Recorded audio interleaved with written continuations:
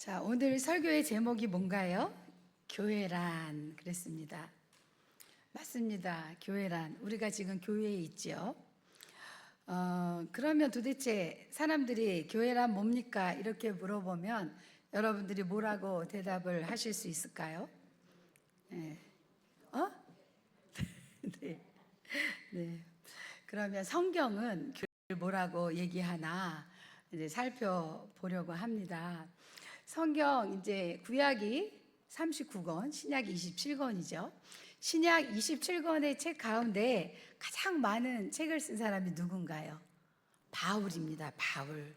근데 바울은 그럼 교회를 뭐라고 정의를 했냐면 그리스도의 몸이다. 이렇게 정의를 내렸어요. 그럼 교회가 도대체 왜 그리스도의 몸일까요? 그리고 그리스도의 몸인 교회는 도대체 무엇을 하는 곳일까요? 그리고 또 무엇을 해야 할까요? 예, 이 질문에 대한 답을 오늘 말씀 가운데 찾아가 보고자 합니다. 자, 세계 역사를 구분할 때 BC, AD 이것을 사용하죠. 자, BC는 뭔가요? Before Christ. Before는 전에, 뭐뭐 전에, Christ, 예수님 전의 시대를 BC라고 약자로 표현했습니다.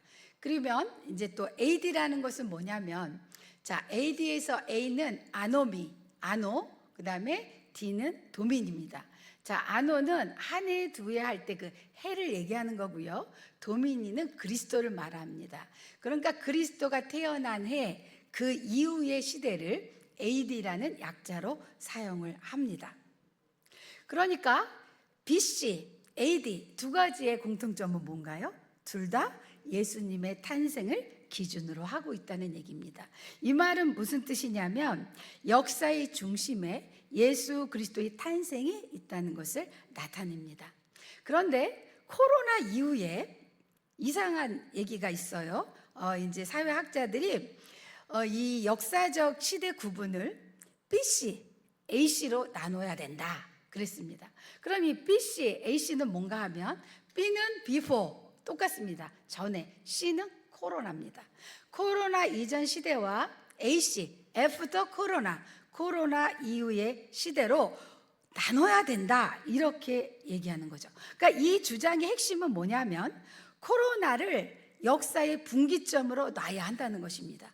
그만큼 코로나의 영향이 우리 이 삶 가운데 거대한 영향을 미쳤다는 것입니다. 그러니까 코로나가 어땠나요? 짧은 시간 안에, 물론 우리가 이제 3년이란 시간 생각하면 길다면 길겠지만 우리 전체적인 역사의 흐름을 놓고 봤을 때는 짧은 시간입니다. 그 짧은 시간 안에 전 세계를 송두리째 흔들었죠. 코로나가. 그 영향력이 유례없이 컸다는 것입니다.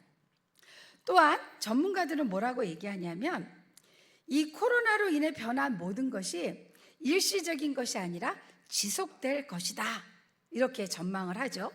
그리고 코로나 이후 인류의 생활 양식은 코로나 이전처럼 돌아가지 못할 것이다, 돌이킬 수 없다 이렇게 얘기를 하고 있습니다. 그렇다면 도대체 시대적으로 어떤 변화가 일어난 것일까요? 자, 우리가 코로나 시대를 지나면서 우리 사회는요 나노 사회가 되었습니다. 자, 나노라는 게 무엇이냐면 10억 분의 1 정도의 아주 미세한 단위를 말하는 것입니다. 그러니까 나노 사회 그러면 조각조각 조각난 사회를 얘기하는 거죠. 그러니까 공동체가 아니라 조각조각 쪼개진 개인들의 사회라는 것입니다. 자, 많은 사람이 개인 중심적 삶을 사는 현상이 아주 두드러지게 드러나고 있다. 그런 사회가 되었다. 그렇게 얘기합니다. 자, 그러므로 어떤 현상이 나타나는가 하면 사람들이 이렇게 함께 어울려져서 모여 사는 것보다 각자가 모래알처럼 흩어져서 자신이 보고 싶고 또 듣고 싶은 것만을 들으려 합니다. 자, 이러한 현상에 흡수한 이런 현상이 아주 흡수된 사람들은 결국 어떤 모습이 되냐면 우물한 개구리 같이 자신을 좁은 공간에 가둡니다.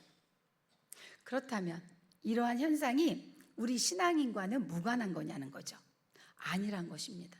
자, 이렇게 개인주의적인 삶을 선호하는 사람들은, 그런 사람들이 신앙을 갖고 있다면 일단은 현장 예배를 싫어합니다. 그런 사람들은. 왜냐하면 그 현장 예배 시 선포되어진 하나님 말씀은 자기가 원하는 자기 취향과 자기의 구미에 맞는 말씀이 아닐 수 있습니다. 때문에 자신의 취향과 상관없이 강권적으로 선포되는 하나님의 말씀을 들으려 하지 않는다는 것입니다. 그래서 그런 사람들은 어떻게 하나요? 혼자 집에서 리모컨을 들고 자기가 원하고 자기가 듣고 싶고 듣기에 편한 말씀을 취사 선택합니다. 그래서 혼자 말씀만 듣습니다. 자, 사람과의 관계 속에서 살아가는 게 사람이죠. 근데 점점 이런 사람들은 어떻게 되냐면 기계와 동물과 더 친근해집니다. 더 가까워집니다. 자, 이 모든 것이 모두 다 문명의 이기가 만들어낸 부작용이죠. 앞으로 더해질 것입니다. AI 로봇가 인간과 같이 나오잖아요. 앞으로 더 심해질 것입니다. 그런데 이것을 감지하지 못한 채 이런 사람들은 계속 그곳으로 흡수되고 빠져 들어가고 있다는 것입니다. 이미 산업화로 시작된 개인화가 코로나로 인하여서 이미 시작되었지만 코로나로 인해서 아주 단단하게 굳어지고 있는 것입니다. 그렇다면 우리가 코로나 이후에 코로나19가 교회에 미친 직접적인 영향은 또 무엇일까요? 그리고 그 영향으로 교회는 어떻게 변했을까요? 자, 전염성 때문에 일단은 모이기가 어려웠어요. 그리고 마스크를 쓰고 일정한 거리를 유지했죠. 자, 그럼에도 불구하고 뭐가 있었나요? 정부에서 예배 드리는 인원의 제재를 받았어요. 그래서 다수가 예배를 드릴 수 없었습니다. 그래서 우리는 그렇게 생각했죠. 아, 다른 전염병과 같이 이 코로나는 잠시 지나가는 일시적인 현상일 거야. 그랬는데 이것이 장기화되었습니다. 그러니까 교회는 현장 예배와 온라인 예배를 병행해야만 했습니다. 그전에는 온라인 예배 없었어요. 그렇죠? 그런데 병행을 하게 되었다는 거죠. 그러니까 3년 가까이 되는 시간을 온라인 예배에 의지하는 성도들이 많았어요. 그리고 이어서 이제 위드 코로나 시대가 됐잖아요. 코로나와 그냥 함께 살자. 그랬는데도 교회에 나오지 않았죠. 그리고 현장 예배가 시작된 지 지금 몇 년이 지났나요? 한 3년이 지났어요. 그런 지금까지도 온라인 예배를 고수하는 성도들이 있다. 아마 주위에 찾아보시면 있을 것입니다. 자, 이런 현상이 하나님 보시기에 어떨까요? 하나님 기뻐하시는 모습일까요? 아주 바람직한 모습일까요? 우리가 생각해 볼 필요가 있다는 것입니다. 그럼 말씀으로 돌아가서 교회가 왜 그리스도의 몸일까요? 사람들은 일반적으로 예배드리는 공간을 위한 이 건물을 교회라고 부릅니다. 그렇게 말하죠. 동성교회, 그럼 우리 큰 건물을 떠올린다는 거죠. 이거는 사람의 눈에 보이는 가시적인 교회입니다. 그런데 건물은 엄밀히 말하면 하나님께 예배하기 위한 예배당입니다. 사실 본질적으로 실제적으로 교회는 뭐냐면 예수 그리스도를 우리의 구주로 우리의 주인으로 고백하는 한 사람 한 사람이 교회인 것입니다. 사람인 교회는 그러면 어떻게 이루어져 있나요? 우리 고린도전서 12장 14절에서 21절입니다. 좀 길긴 하지만 너무 중요한 말씀이기 때문에 저와 함께 교독하겠습니다. 몸은 한 지체뿐만 아니요 여럿이니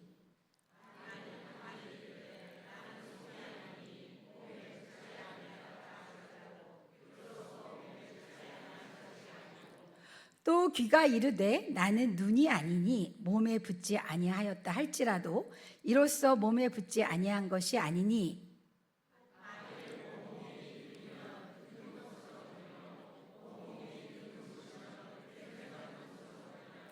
그러나 이제 하나님이 그 원하시는 대로 지체를 각각 몸에 두셨으니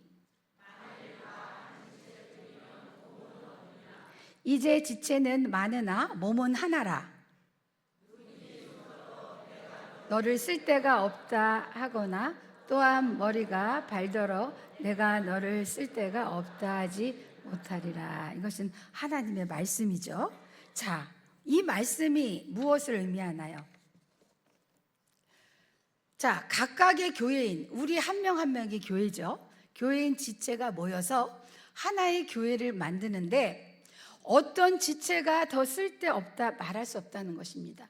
나는 하나의 교회로서 모여 공동체로서 내가 팔로서의 지체라면 팔이 다리 보고 내가 너보다 더 우월하다고 말할 수 없다라는 것입니다.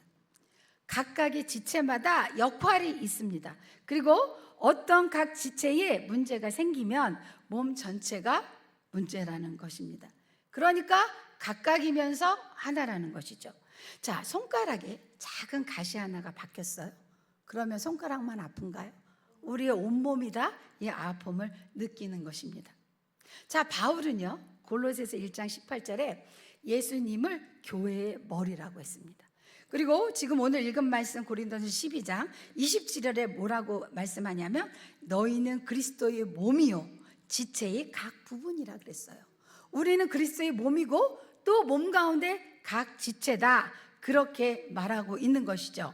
자, 신체의 각 부분 가운데 우리의 감정과 생각과 기억을 관장하는 부분은 어딜까요? 머리죠. 뇌입니다. 자, 그러므로 교회의 머리는 누가 돼야 됩니까? 예수 그리스도가 되어야 된다는 거예요. 그래서 예수 그리스도가 머리이고요, 이 머리가 명령하는 것들을 모든 지체가 받아서 순종하는 것이라는 거죠. 움직여진다는 것입니다. 그래서 눈, 코, 입, 귀, 그 이 안에 있는 오장, 육보, 다리, 골반, 우리 다 모든 신체의 각 부위는 각각 다른 지체다. 하지만 하나의 몸으로 각자의 자리에서 제 몫을 감당해야 한다. 그럴 때 분쟁이 없다. 그리고 서로 돌보게 된다는 것입니다. 각각의 개체이면서 모두가 예수 그리스도와 연결되어 있어서 예수 공동체로 고통도 영광도 함께 나누고 받는다는 것입니다. 그러면 우리가 아까 언급을 했는데 온라인 예배에 대해서 조금 더 이제 자세히 살펴보면 야곱의 우물가에서 예수님이 사마리아 여인을 만나죠. 만나서 예수님이 뭐라고 그러시냐면 사마리아 여인이 물을 들어 왔잖아요. 육신을 갈증을 채울 물을 가지러 왔습니다. 그 여인에게 예수님이 영적인 말씀을 하시는 거예요. 영원히 마르지 않는 생수를 너에게 주겠다. 나를 따르라. 이렇게 말씀하시잖아요. 그런데 그 여인이 뭐라고 대답하냐면 네, 따를게요. 뭐 안 따를게요. 이렇게 얘기를 해야 되는데 어디서 예배를 드려야 되나요? 이렇게 묻는 거예요. 이게 잘못된 질문이죠. 그러자 예수님이 뭐라 그러나요? 그러면 어디 뭐 동성교회에서 예배드려라, 너희 집에서 예배드려라. 어떤 특정한 장소를 지정해 줘야 되잖아요. 그런데 어떤 장소가 아닌 영과 진리로 예배해야 한다고 말씀하셨습니다. 자, 이 말씀은 뭔가요? 예배드리는 장소보다 뭐가 더 중요하다는 거예요? 예배자의 자세가 중요하다는 말씀입니다. 자, 이런 맥락에서 현장 예배든 영상 예배든 드리는 예배자가 신령과 진정으로 예배를 드린다면 하나님이 받으시는 예배입니다. 예배임에 분명합니다. 그런데 영상 예배가 지속될 때 한번 생각해 보자고요. 우리가 집에서 예배 드릴 때 여러분의 모습은 어땠나요? 코로나 시대에 처음에는 세수하고 옷 갈아입고 정갈한 모습으로 예배를 드리잖아요. 이게 한 번, 두 번 흐르면서 어떻게 되나요? 잠자리에서 일어난 그대로 잠옷바람으로 양치도 안 하고 눈에 눈곱 낀 채로 누워서 리모컨 들고 이런 자세 아닌가요? 그러니까 영상 예배가 계속 지속될 때 예배자의 태도가 예배를 구경하는 관람자가 더 위험성이 크다는 것입니다. 그리고 예배 시 갖추어야 할 정갈함, 깨끗함, 정결함이 무너질 수 있습니다. 자, 예배는 어떤 건가요? 하나님께 온 몸과 마음을 다해서 신령과 진정으로 하나님께 최고의 예의를 갖춰서 드리는 것이 예배입니다. 때문에 지속적인 영상 예배는 지향해야 한다는 것입니다. 자, 지향한다는 건 뭔가요? 더 높은 단계의 가치를 단계로 오르기 위하여, 더 높은 가치의 예배를 드리기 위하여 어떠한 것을 하지 말아야 한다는 것입니다. 우리는 뭘 하지 말아야 된다는 것입니까? 뭘 지향해야 될까요? 온라인 예배를 지향해야 한다는 것입니다. 힘들고 지쳐도 현장에 나와서 함께 예배하는 것이 우리 자신이 예배자로서 반듯하게 예배 드릴 수 있는 것입니다. 그러면 교회는 예배 드리는 예배당의 기능만을 하는 곳일까요? 아니죠. 제가 제목이 뭐죠? 교회란 도대체 뭘 하는 곳이냐, 뭘 해야 하는 것이냐, 그런 질문을 했습니다. 자, 하나님의 나라를 전파하기 위해 전도와 선교를 하는 곳입니다. 우리 전도대가 목요일마다, 그죠? 열심히 전도하고 선교하죠. 이게 뭐예요? 교회가 하는 것입니다. 혼자서 합니까? 아니죠. 우리 동성교회 공동체가 한 것입니다. 전도와 선교를 하는 곳이고요. 그것을 준비하는 곳입니다. 그리고 뭘 하는 곳인가요? 교육이 이루어지는 곳입니다. 어떤 교육이요? 하나님 누구신지, 예수님이 왜 우리를 위해 죽어야만 하셨는지, 누가 나 때문에 죽었는지, 그리고 예수님 가신 후에 누가 온 건지, 성령님이 누구신지, 그리고 하나님을 믿는 우리는 어떻게 살아야 되는 것인지, 어떤 법과 어떤 규례와 어떤 율법을 따라서 살아가야 하는 것인지를 가리키는 것입니다. 그러므로 뭘 만드는 거예요? 하나님의 사람들을, 예수 그리스도의 제자들을 만들어서 세상으로 내보내는 그런 곳이 어디라고요? 교회입니다. 교육이 이루어지는 공간이라는 것입니다. 그 다음에 새롭게 변화된 하나님 나라 백성이 나아가 세상을 이렇게 할 수 있도록 뭘 훈련하냐면 나눔과 섬김을 훈련하는 곳입니다. 또한 그리스도에게 연결된 모든 지체가 서로 사랑하면서 교제하는 친교가 이루어진 공간이기도 합니다. 그러니까 그리스도 안에서 뭘 만든다는 거예요? 신앙 공동체를 이루는 공간이라는 거예요. 자, 우리 교회는 어떤 교회인가요? 한번 읽어보시겠습니다. 시작. 뜨겁고 가득 차 넘치는 교회. 자, 우리는 영적인 존재로 우리는 마음의 문을 확장 열고 예수 그리스도를 우리 안에 영접했습니다. 그러니까 우리 안에 누가 계신가요? 예수님이 계셔요. 우리 안에는 성령의 불이 있어요. 자, 뜨거워지려면 불이 하나 개 낫겠어요? 10개가 낫겠어요? 100개가 낫겠어요? 100개가 낫겠죠. 뜨거워지려면 혼자서는 안 되는 거예요. 모여야 하는 것입니다. 공동체를 이뤄야 하는 것이죠. 자, 걸을 수 있음에도, 뭔가 쓰러져서 아무것도 못하는 그런 상태가 아님에도 집에서 예배드리는 우리의 지체들을 어떻게 해야 될까요? 기도해야 되겠죠. 하나님께 기도해야 합니다. 그리고 찾아가야 합니다. 손을 내밀어야 합니다. 그래서 그들을, 주저앉아 있는 그들을 일으켜 세워야 할 것입니다. 현장에서 함께 예배함으로 신앙 공동체 안으로 들어오게 해야 한다는 것입니다. 그게 누가 해야 될 거예요? 우리가 해야 될 것이라는 것입니다. 자, 독일의 신학자 디트리 보네포 목사는 교회에 대해서 이렇게 정의했습니다. 네, 같이 읽겠습니다. 시작. 교회가 그리스도의 몸 혹은 공동체로서 실천하는 그리스도라면 그리스도께서 하신 일을 계속해야 한다. 그의 머리 되신 그리스도께서 이 세상에 대해 책임적 존재였다면 교회도 이 세상에 대해 책임적 존재가 되어야 한다. 자, 그리스도의 몸이라고 그랬어요. 그리고 공동체로서 실천하는 그리스도. 그러니까 그리스도인데 그리스도 혼자가 아니라 공동체로서 눈에 보이게 있는 그리스도가 뭐라는 거예요? 교회라는 거예요. 그 교회가 뭘 해야 돼요? 그리스도께서 하신 일을 계속해야 된다. 자, 그리스도가 하신 일 3가지 간단하게 얘기하면 뭐 하셨죠? 고치시고, 병을 고치시고, 가르치시고, 선포하셨습니다. 이게 중점적인 예수님의 사역이에요. 이거를 우리가 어떻게 해야 된다는 거예요? 우리가 책임적 존재로서 이것을 해야 된다는 거예요. 이것이 뭐라는 거예요? 교회가 공동체가 존재해야 할 이유와 목적이라는 것입니다. 보네포 목사님의 말처럼 이제 우리도 그리스도의 몸인 교회가 되어서 온전한 십자가 사랑, 하나님 사랑, 이웃 사랑을 일상 가운데 회복해야 합니다. 공동체로서 실천하는 그리스도로서 각자의 그 은사대로 하나의 그리스도의 몸이 되어서 예수가 보여주신 십자가 사랑을 세상에 널리 전하는 그 세상 속에 살아 움직이는 동성교회가 되어야 할 것입니다. 우리는 동성교회가 예배당으로서의 동성교회에서 움직이는 동성교회예요. 우리 한 분 한 분은. 그래서 이런 분들이 나가서 실존하는 그리스도로 살아가야 한다는 것입니다. 그래서 어떻게 해야 되나요? 그래서 하나님이 시편 133편에서 명하신 그 복을 함께 누려야 합니다.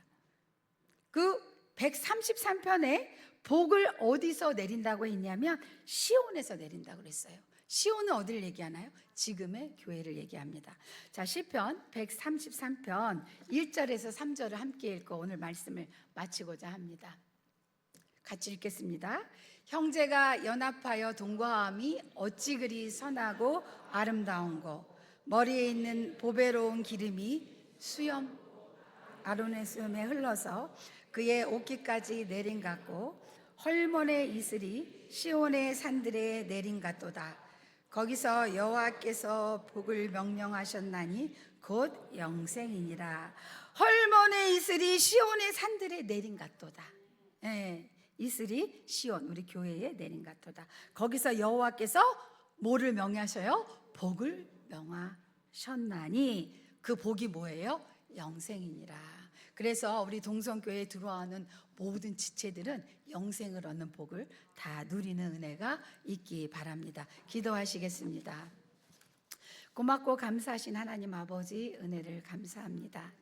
하나님이 이 땅에 교회를 세우시고 교회를 통하여 우리를 살리시고 우리에게 복을 허락해 주신다고 말씀하셨습니다.